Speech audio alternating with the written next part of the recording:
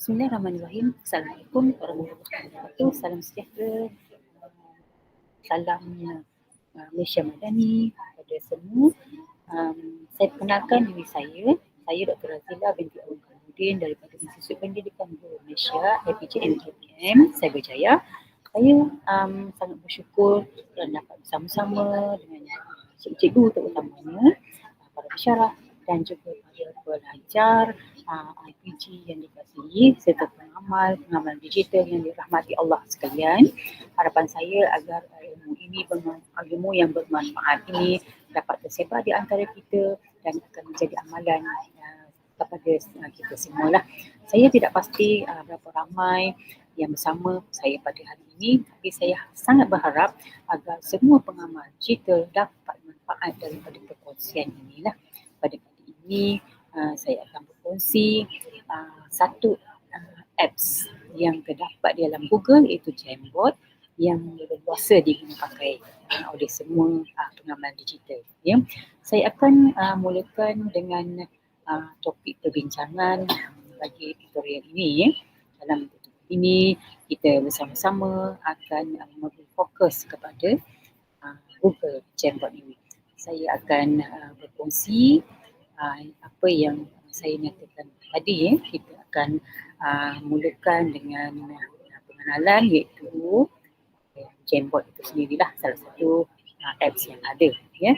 Di dalam topik perbincangan ini kita akan insyaAllah daripada topik perbincangan kemahiran yang boleh kita kuasai daripada sini, iaitu apa itu Jamboard, yang berkaitan dengan interface Jamboard itu sendiri, kenapa kita nak perlu menggunakan Jamboard dan tutorial Jamboard itu sendirilah. Ya. Okay. Baik, saya akan mulakan perkongsian ini. Baik, apa itu Jamboard? Kalau kita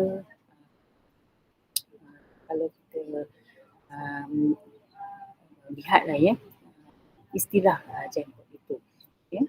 Jamboard ini adalah sebenarnya adalah satu papan putih digital interaktif ataupun digital interaktif whiteboard yang boleh membantu kolaborasi secara jarak jauh ataupun secara langsung di ruang bersama-sama di antara pelajar dan juga guru itu sendiri.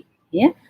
Maksudnya aktiviti yang dilaksanakan berlaku serentak di antara guru dan pelajar itu. Ya. Kenapa?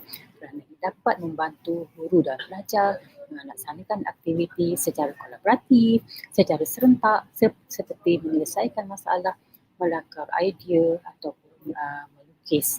Jadi kita telah kenal pasti apakah Jamboard itu yang sebenar, ya, pada istilahnya lah, ya. Okey, baik. Dan dia Jamboard ini juga kalau kita tengok ada beberapa platform yang boleh kita akses lah, ya.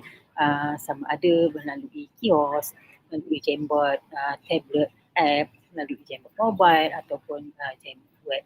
Ya, ini secara lain lah seperti saya nyatakan tadi, apakah Jamboard itu sebenarnya. Ya.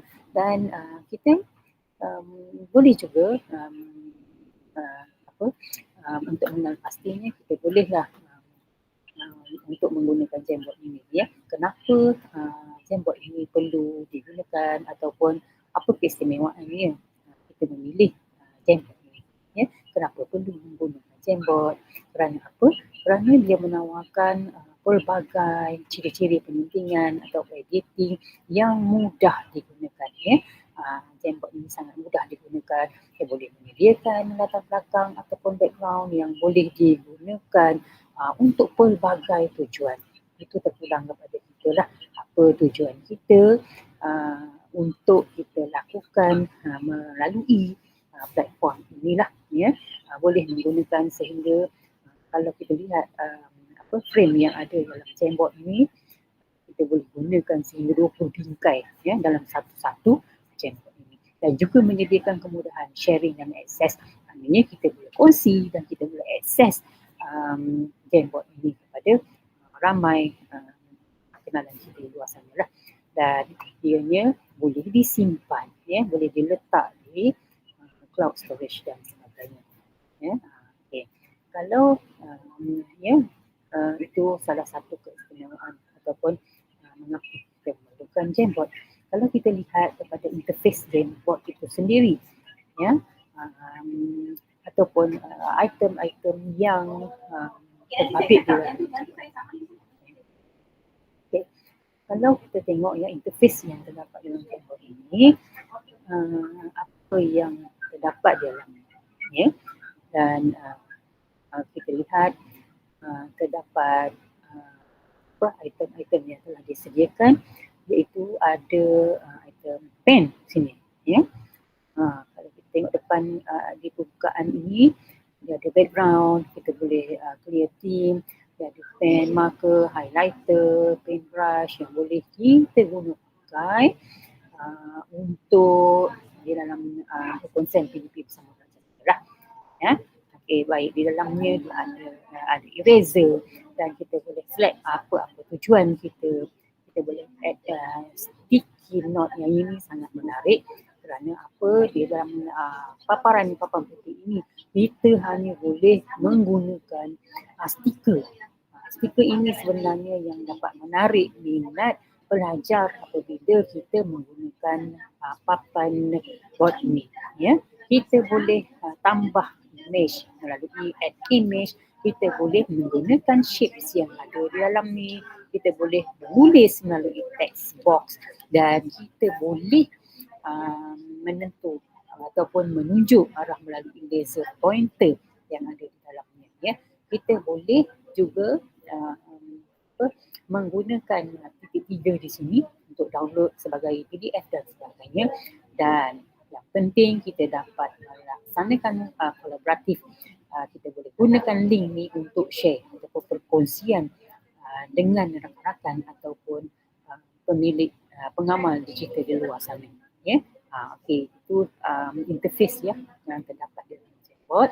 Dan apa lagi yang menarik berkaitan dengan Jamboard ini, kita boleh mengajar pelajar kita menggunakan pinpoint.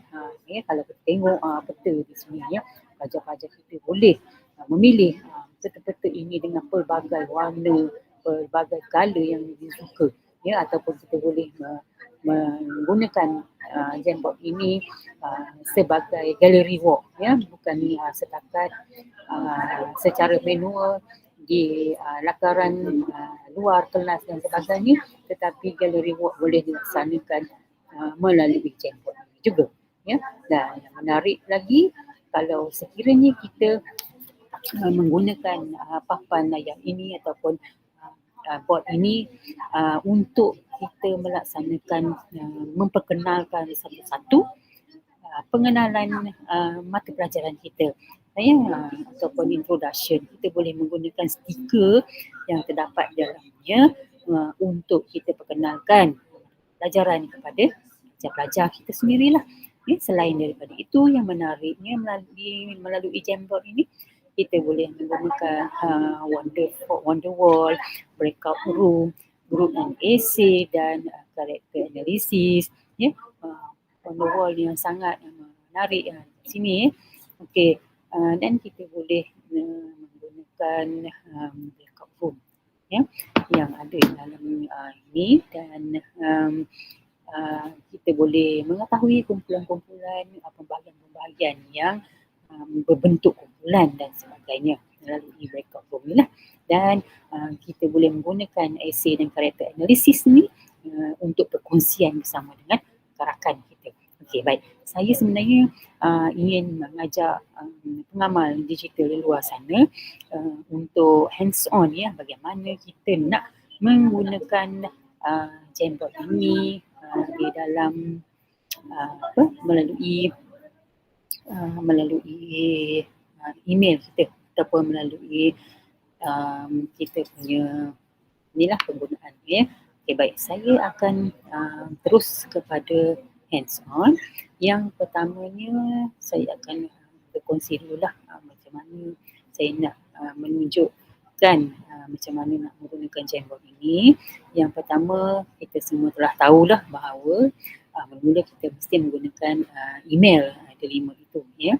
Dan selepas itu kita dah dibuka email, melalui email ini kita pergi kepada titik ini, titik yang 9 ini, kita pergi drive dulu lah. Sebab saya sekarang ini menggunakan MacBook. Jadi dalam drive ini kita pergi sekali lagi dekat titik ini, kita pergi kepada drive ini tadi sebab kita nak pergi terus kepada Jamboard yang ada. Kalau terus saja kepada Jamboard yang ada ini, mungkin yang telah kita laksana ataupun kita telah guna pakai sebelum ini. Tetapi kepada untuk mendapatkan template yang new, yang baru, kita boleh pergi kepada drive tadi dan pergi kepada new ni lah. Melalui new kita boleh pergi kepada Google Jamboard ini dan kita boleh dapat title yang new lah. Kita boleh menggunakan papan yang kosong di sini untuk melakar, untuk menggunakan Jamboard ini. Baik, yang pertamanya seperti yang saya dah tutorialkan di awal tadi, kalau kita tengok untitled dekat sini, boleh kita letaklah apa-apa tajuk yang kita rasa bersesuaian untuk kita jadikan bahan PPT kita. Contohnya dekat sini, saya ingin meletakkan satu tajuk lah ataupun satu perkongsian. Contoh bagaimana saya nak menggunakan Jamboard ini, iaitu saya nak renamekan dulu Jamboard ini dan saya nak ingin meletakkan tajuk saya iaitu ciri-ciri ataupun tajuk saya ialah tokoh. Buat tokoh lah. Tokoh pelajar atau tokoh pensyarah cemerlang.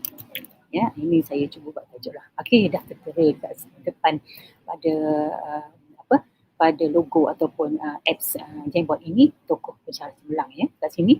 Okey, yang untuk seterusnya kalau dapat kita perhatikan kat sini ada set background-nya. Okey, kalau untuk yang papan yang pertama ni, kita pergi kepada image ni dululah. Saya suka memilih image ini, Google Image. Contohnya kita ambil background yang kita boleh download daripada image ini, ya. Contohnya saya ingin gambar pantai. Okey, saya pergi di sini. Tengok ya, sangat menarik gambar-gambar image yang ada di sini. Kemudian saya buat pilihan lah kat sini di mana yang saya rasa sangat bersesuaian dengan mengimajinasikan bagaimana pemilihan tokoh itu diwakilkan, ya. Baik, saya letak dah tertera kat sini lah set background, dan melalui ini saya bolehlah meletakkan ciri-ciri tokoh, contoh, ya. Baik, saya letak kat sini sebagai inilah bagaimana tokoh pensyarah cemerlang itu ditermakan. Saya ingin mengkategorikanlah, ya, tokoh. Saya tulis dululah dekat sini tokoh pensyarah cemerlang. Ini adalah tajuk saya lah. Saya ingin letakkan. Okey, letak di sini. Kemudian saya nak tukarlah warna lain. Saya nak tukar color merah contohnya, okay? Ataupun saya nak besarkan tajuk ini. Okey, ya. Baik. Kemudian daripada tokoh pensyarah cemerlang ini adalah tajuk besar saya lah, dan saya ingin mengkategorinya kepada ciri-ciri dia. Okey, macam mana yang dikatakan sebagai tokoh itu, kita pergi kepada ciri-ciri ataupun bagaimana pemilihan itu dinyatakan, ya. Dia mesti, kalau tokoh pensyarah cemerlang, pada saya ingin menggunakan stiker ini, ya, untuk mengkategorikan lah. Okey, kalau kita tengok dekat sini, stiker yang disediakan oleh Jembox ni sangat menarik ya. Okay, kita letak teks sini, kemudian kita pergi pada stiker ni. Sekarang saya memilih stiker yang berwarna kuning ini. Saya ingin menulis tokoh pesara cemerlang ini. Yang pertamanya ciri-ciri adalah penglibatan saya buat kecil lah, penglibatan dengan program PG ya. Okey, ataupun PG lah ya, sebab saya meletakkan dekat sini pensyarah. Sekarang saya nak tukar warna pula.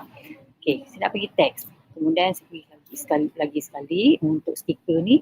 Yang kedua pemilihan untuk tokoh cemerlang, mestilah pensyarah itu mempunyai dia mesti engage dengan komuniti.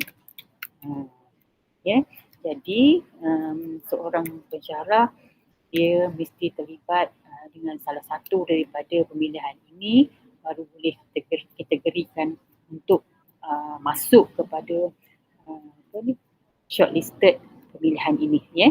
Kemudian seterusnya dia mestilah ada jaringan dengan saya tak buat teks. Okay, tekskan dulu kemudian pergi stiker. Dia mesti ada jaringan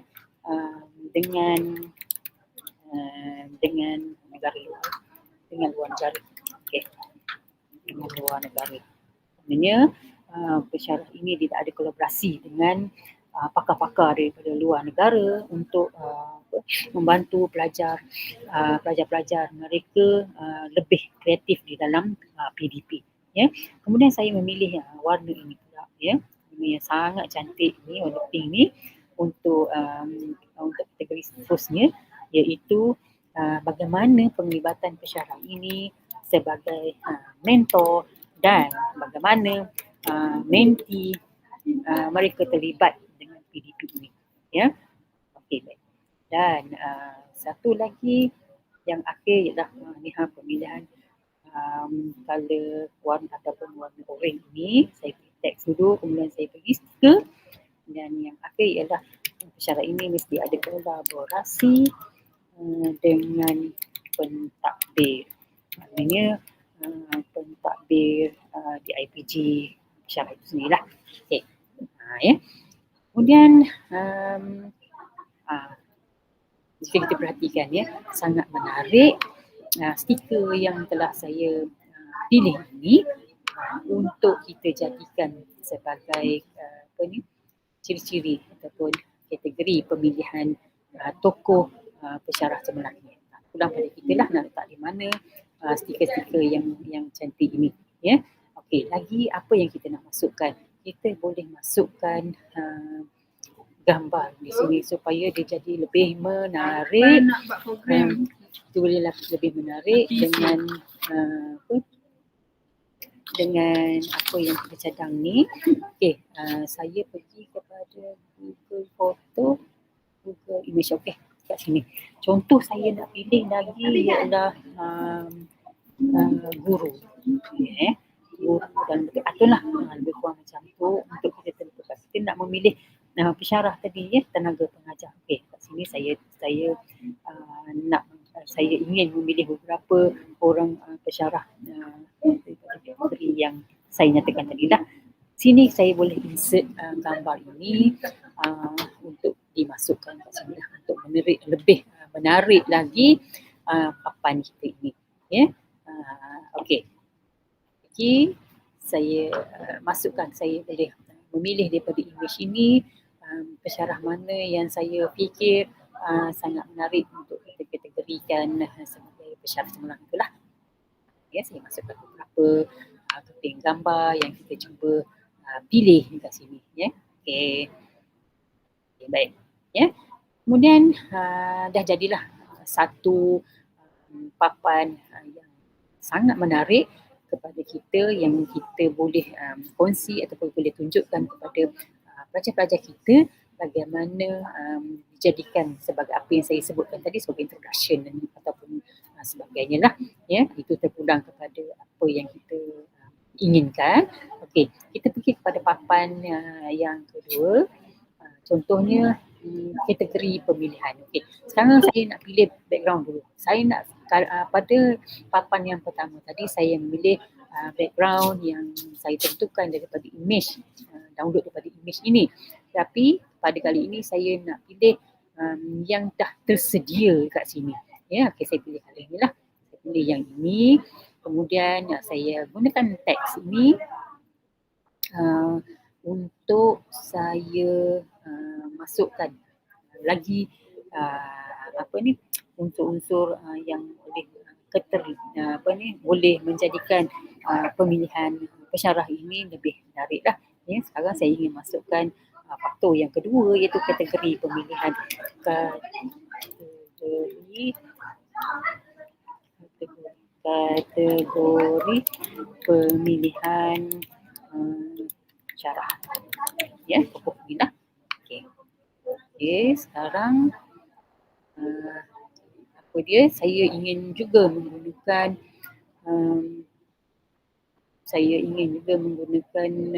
stiker inilah sebab keperluan saya kepada item ini, ya. Sebab stiker yang saya gunakan ini saya rasa sangat menarik untuk saya tentukan kepada pemilihan contoh saya ini. Sekarang di antara kategori pemilihan tokoh pensyarah cemerlang ini ialah yang pertama, contohnya dia seorang yang baik hati. Pensyarah ini dia mesti baik hati dengan semua warga dan juga pelajar-pelajar. Okey, baik hati. Yang kedua, warna yang saya pilih warna biru juga. Ya, saya pilih kategori dia ni seorang yang pensyarah yang penyayang dan disayangi oleh pelajar-pelajar. Ya. Yang ketiga, kategori ataupun ini seorang pensyarah yang saling hormat, menghormati kalangan pensyarah-pensyarah dan juga anak pelajar mereka. Ya. Okey. Dan seterusnya lagi dia ni seorang yang bertoleransi